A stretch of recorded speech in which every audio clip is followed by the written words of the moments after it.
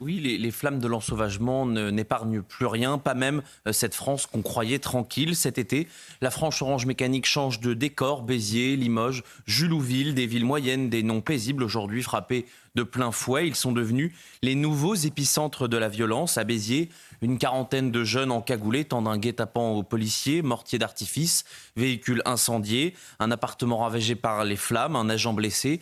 80% des fauteurs de troubles sont issus de l'immigration, affirme le maire Robert Ménard.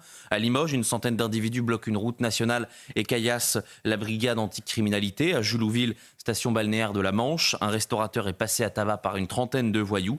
Des scènes de guérilla urbaine à 2 pas de la mer. Et la liste s'allonge, Compiègne, Auch, Thouars, Vendôme, partout, des villes de 20 000 à 100 000 habitants vacillent.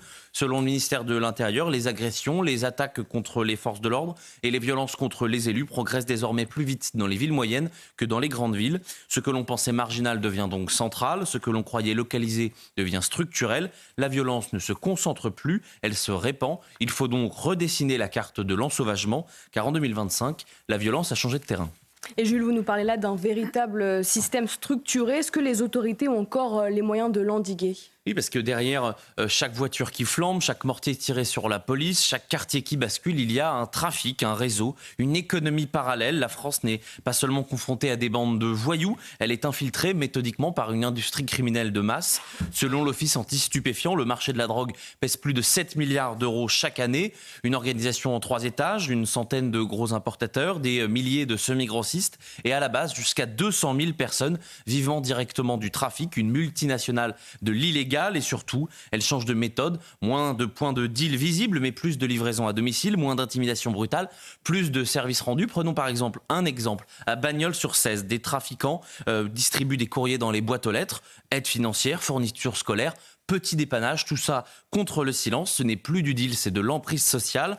Partout, les réseaux avancent où l'État a décroché. Plus de commissariats, plus d'écoles dignes de ce nom. Les élus locaux se débrouillent comme ils peuvent face à des structures criminelles internationalisées dignes d'entreprises du CAC 40. Ce n'est plus de la délinquance, on assiste à une véritable société parallèle. Alors ce constat, il est absolument glaçant. Mais concrètement, que peut encore faire l'État pour reprendre le contrôle ? Agir, et vite, car pendant que les bandes tiennent des quartiers entiers, pendant que les maires hurlent dans le vide, eh bien le pouvoir tergiverse. Il joue la montre pendant que d'autres gagnent du terrain. Mais dans ces territoires sous tension, l'attente a déjà basculé à l'abandon. L'État promet des renforts, très bien, mais il ne s'agit plus de renforcer, il faut reconquérir. On ne reprend pas un territoire à coups de brigades mobiles quand les trafiquants distribuent des fournitures scolaires à la place de l'État.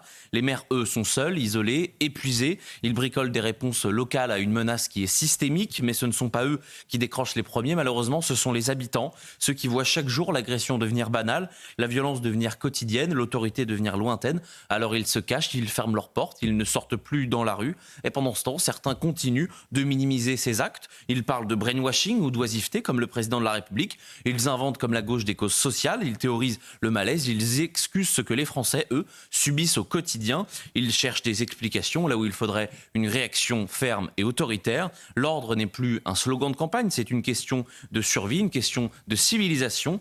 Sans lui, l'école s'effondre, le commerce décline, la confiance disparaît.